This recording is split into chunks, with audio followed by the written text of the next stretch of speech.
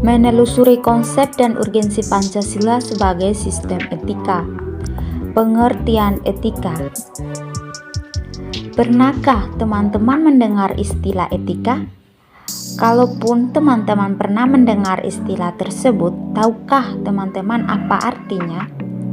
Nah, istilah etika berasal dari bahasa Yunani yaitu ethos, yang artinya tempat tinggal yang biasa, padang rumput, kandang, kebiasaan adat, watak, perasaan, dan cara berpikir.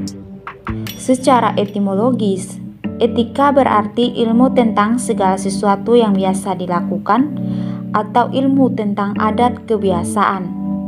Dalam arti ini, etika berkaitan dengan kebiasaan hidup yang baik, tata cara hidup yang baik pada diri seseorang maupun masyarakat. Kebiasaan hidup yang baik ini dianut dan diwariskan dari satu generasi ke generasi yang lain. Aliran-aliran etika. Ada beberapa aliran etika yang dikenal dalam bidang filsafat. Yang pertama, etika keutamaan atau etika kebajikan adalah teori yang mempelajari keutamaan, artinya mempelajari tentang perbuatan manusia itu baik atau buruk. Etika kebajikan ini mengarahkan perhatiannya kepada keberadaan manusia. Beberapa watak yang terkandung dalam nilai keutamaan adalah baik hati, belas kasih, kesatria, bersahabat, murah hati, penguasaan diri, santun, berani, setia, dan bijaksana. Yang kedua, etika teleologis adalah teori yang menyatakan bahwa hasil dari tindakan moral menentukan nilai tindakan atau kebenaran tindakan dan dilawankan dengan kewajiban. Seseorang yang mungkin berniat sangat baik atau mengikuti asas-asas moral yang tertinggi, akan tetapi hasil tindakan moral itu berbahaya atau jelek, maka tindakan tersebut dinilai secara moral sebagai tindakan yang tidak etis. Etika teleologis ini menganggap nilai moral dari suatu tindakan dinilai berdasarkan pada efektivitas tindakan tersebut dalam mencapai tujuannya. Yang ketiga, etika deontologis adalah teori etis yang bersangkutan dengan kewajiban moral sebagai hal yang benar dan bukannya membicarakan tujuan atau akibat. Kewajiban moral bertalian dengan kewajiban yang seharusnya, kebenaran moral atau kelayakan, kepatutan. Kewajiban moral mengandung kemestian untuk melakukan tindakan. Pertimbangan tentang kewajiban moral lebih diutamakan daripada pertimbangan tentang nilai moral. Konsep-konsep nilai moral yang baik dapat didefinisikan berdasarkan pada kewajiban moral atau kelayakan rasional yang tidak dapat diturunkan dalam arti tidak dapat dianalisis. Etika Pancasila. Setelah teman-teman mendapat gambaran tentang pengertian etika dan aliran etika, maka selanjutnya perlu dirumuskan pengertian etika Pancasila dan aliran yang lebih sesuai dengan etika Pancasila. Nah, etika Pancasila adalah cabang filsafat yang dijabarkan dari sila-sila Pancasila untuk mengatur perilaku kehidupan bermasyarakat, berbangsa, dan bernegara di Indonesia. Oleh karena itu, dalam etika Pancasila terkandung nilai-nilai ketuhanan, kemanusiaan, persatuan, kerakyatan, dan keadilan. Kelima nilai tersebut membentuk perilaku manusia Indonesia dalam semua aspek kehidupan. 2. Urgensi Pancasila sebagai sistem etika. Pentingnya Pancasila sebagai sistem etika terkait dengan problem yang dihadapi bangsa Indonesia sebagai berikut. Yang pertama, banyaknya kasus korupsi yang melanda negara Indonesia sehingga dapat melemahkan sendi-sendi kehidupan berbangsa dan bernegara.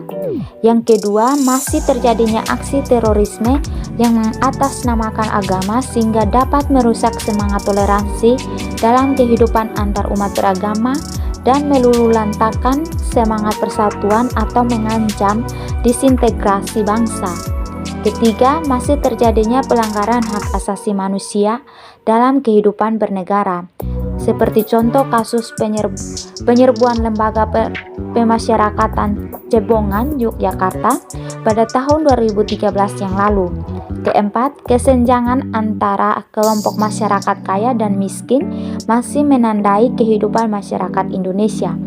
Yang kelima, banyaknya orang kaya yang tidak bersedia membayar pajak dengan benar seperti kasus penggelapan pajak oleh perusahaan, kasus Panama Papers yang menghindari atau mengurangi pembayaran pajak. B. Menanya alasan diperlukannya Pancasila sebagai sistem etika. Teman-teman perlu mengetahui bahwa Pancasila sebagai sistem etika tidaklah muncul begitu saja. Ada beberapa alasan mengapa Pancasila sebagai sistem etika itu diperlukan dalam penyelenggaraan kehidupan bernegara di Indonesia. Yang pertama, dekadensi moral yang melanda kehidupan masyarakat, terutama generasi muda, sehingga membahayakan kelangsungan hidup bernegara. Generasi muda yang tidak mendapat pendidikan karakter yang memadai dihadapkan pada pluralitas nilai yang melanda Indonesia sebagai akibat globalisasi sehingga mereka kehilangan arah. Dekadensi moral itu terjadi ketika pengaruh globalisasi tidak sejalan dengan nilai-nilai Pancasila, tetapi justru nilai-nilai dari luar berlaku dominan. Yang kedua, korupsi akan bersimaharajalela karena para penyelenggara negara tidak memiliki rambu-rambu normatif dalam menjalankan tugasnya. Para penyelenggara negara tidak dapat membedakan batasan yang boleh dan tidak, pantas dan tidak, baik dan buruk. Namun, baik dan buruk itu eksis dalam kehidupan manusia. Maksudnya, godaan untuk melakukan perbuatan buruk selalu muncul. Yang ketiga, kurangnya rasa perlu berkontribusi dalam pembangunan melalui pembayaran pajak. Hal tersebut terlihat dari kepatuhan pajak yang masih rendah, padahal peranan pajak dari tahun ke tahun semakin meningkat dalam membiayai APBN. Pancasila sebagai sistem etika akan dapat mengarahkan wajib pajak untuk secara sadar memenuhi kewajiban perpajakannya dengan baik. Keempat, pelanggaran hak-hak asasi manusia dalam kehidupan bernegara di Indonesia ditandai dengan melemahnya penghargaan seseorang terhadap hak pihak lain. Kesemuanya itu menunjukkan bahwa kesadaran masyarakat terhadap nilai-nilai Pancasila sebagai sistem etika belum maksimal. Kelima, kerusakan lingkungan yang berdampak terhadap berbagai aspek kehidupan manusia seperti kesehatan, kelancaran penerbangan, nasib generasi yang akan datang, global warming, perubahan cuaca, dan lain sebagainya. Kasus-kasus tersebut menunjukkan bahwa kesadaran terhadap nilai-nilai Pancasila sebagai sistem etika belum dapat tempat yang layak di hati masyarakat. Masyarakat Indonesia dewasa ini cenderung memutuskan tindakan berdasarkan sikap emosional atau menang sendiri, keuntungan sesaat tanpa memikirkan dampak yang ditimbulkan dari perbuatannya. C. Menggali sumber historis, sosiologis, politis tentang Pancasila sebagai sistem etika. Yang pertama, sumber historis. Pada zaman Orde Lama, Pancasila sebagai sistem etika masih berbentuk sebagai filosofis Kronslag atau Weltanschauung. Artinya, nilai-nilai Pancasila belum ditegaskan ke dalam sistem etika, tetapi nilai-nilai moral telah terdapat pandangan hidup masyarakat. Masyarakat dalam masa Orde Lama telah mengenal nilai-nilai kemandirian bangsa yang oleh Presiden Soekarno disebut dengan istilah berdikari atau berdiri di atas kaki sendiri. Pada zaman Orde Baru, Pancasila sebagai sistem etika disosialisasikan melalui penataran P4 dan diinstitusionalkan dalam wadah BP7. Sumber sosiologis Pancasila. Sumber sosiologis Pancasila sebagai sistem etika dapat ditemukan dalam kehidupan masyarakat berbagai etnik di Indonesia. Misalnya, orang Minangkabau dalam hal bermusyawarah memakai prinsip bulat air oleh pembulu, bulat kata oleh mufakat. Masih banyak lagi mutiara kearifan lokal yang bertebaran di bumi Indonesia ini sehingga memerlukan penelitian yang mendalam. 3. Sumber politis. Sumber politis Pancasila sebagai sistem etika terdapat dalam norma-norma dasar sebagai sumber penyusunan berbagai peraturan perundang-undangan di Indonesia. Hans Kelsen mengatakan bahwa teori hukum itu suatu norma yang berbentuk piramida. Norma yang lebih rendah memperoleh kekuatannya dari suatu norma yang lebih tinggi. Semakin tinggi suatu norma akan semakin abstrak sifatnya dan sebaliknya semakin rendah kedudukannya akan semakin konkret norma tersebut. Pancasila sebagai sistem etika merupakan norma tertinggi yang sifatnya abstrak, sedangkan perundang-undangan merupakan norma yang ada di bawahnya bersifat konkret. Etika politik mengatur masalah perilaku politikus berhubungan juga dengan praktik institusi sosial, hukum komunitas, struktur sosial, politik ekonomi. Membangun argumen tentang dinamika dan tantangan Pancasila sebagai sistem etika.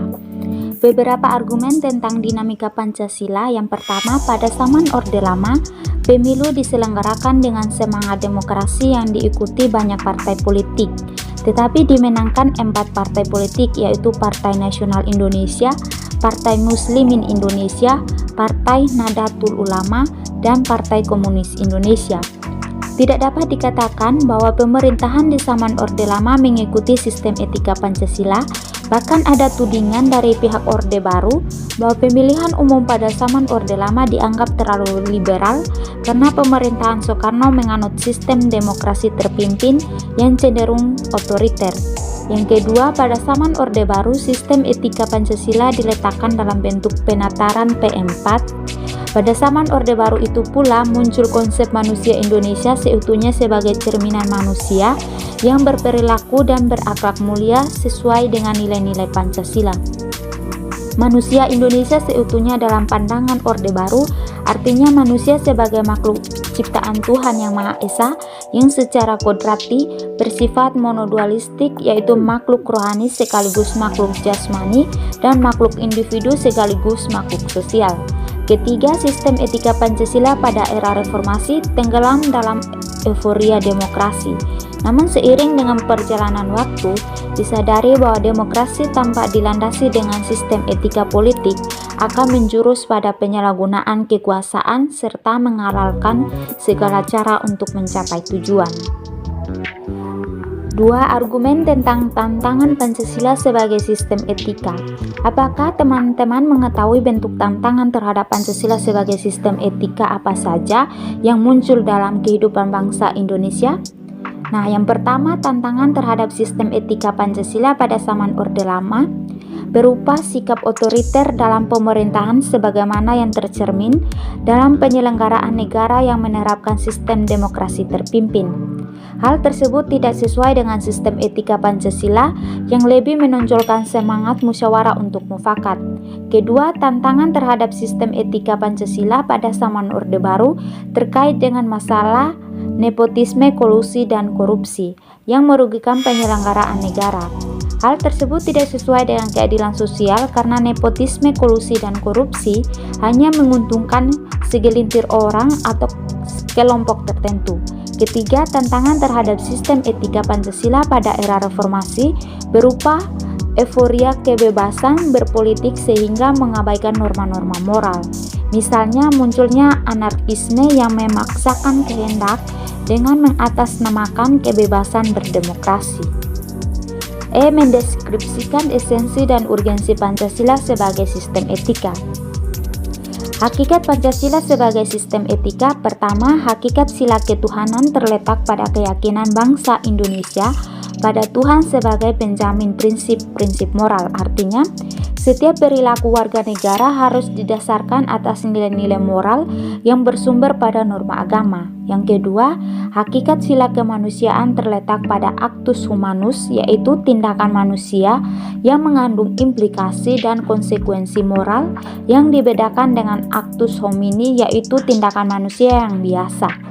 Tindakan kemanusiaan yang mengandung implikasi moral diungkapkan dengan cara dan sikap yang adil dan beradab sehingga menjamin tata pergaulan antar manusia dan antar makhluk yang bersendikan nilai-nilai kemanusiaan yang tertinggi, yaitu kebajikan dan kearifan. Ketiga, hakikat sila persatuan terletak pada kesediaan untuk hidup bersama sebagai warga bangsa yang mementingkan masalah bangsa di atas kepentingan individu atau kelompok. Sistem etika yang berlandaskan pada semangat kebersamaan solidaritas sosial akan melahirkan kekuatan untuk menghadapi penetrasi nilai yang bersifat memecah belah bangsa. Keempat, hakikat sila kerakyatan terletak pada prinsip musyawarah untuk mufakat, artinya menghargai diri sendiri sama halnya dengan menghargai orang lain. 2. Urgensi Pancasila sebagai sistem etika. Yang pertama, meletakkan sila-sila Pancasila sebagai sistem etika berarti menempatkan Pancasila sebagai sumber moral dan inspirasi bagi penentu sikap, tindakan, dan keputusan yang diambil setiap warga negara. Kedua, Pancasila sebagai sistem etika memberi guidance bagi setiap warga negara sehingga memiliki orientasi yang jelas dalam tata pergaulan baik lokal, nasional, regional, maupun internasional. Ketiga, Pancasila sebagai sistem etika dapat menjadi dasar analisis bagi berbagai kebijakan yang dibuat oleh penyelenggara negara sehingga tidak keluar dari semangat negara kebangsaan yang berjiwa Pancasialis. Keempat, Pancasila sebagai sistem etika dapat menjadi filter untuk menyaring pluralitas nilai yang berkembang dalam kehidupan masyarakat sebagai dampak globalisasi yang memengaruhi pemikiran warga negara. F. Rangkuman tentang pengertian dan pentingnya Pancasila sebagai sistem etika. Pancasila sebagai sistem etika adalah cabang filsafat yang dijabarkan dari sila-sila Pancasila untuk mengatur perilaku kehidupan bermasyarakat, berbangsa, dan bernegara di Indonesia. Oleh karena itu, di dalam etika Pancasila terkandung nilai-nilai ketuhanan, kemanusiaan, persatuan, kerakyatan, dan keadilan. Kelima nilai tersebut membentuk perilaku manusia Indonesia dalam semua aspek kehidupannya. Pentingnya Pancasila sebagai sistem etika bagi bangsa Indonesia ialah menjadi rambu normatif untuk mengatur perilaku kehidupan bermasyarakat, berbangsa, dan bernegara di Indonesia. Dengan demikian, pelanggaran dalam kehidupan bernegara seperti korupsi, penyalahgunaan kekuasaan dapat diminimalkan. Baik, sekian pembawaan materi dari saya. Terima kasih. Salam.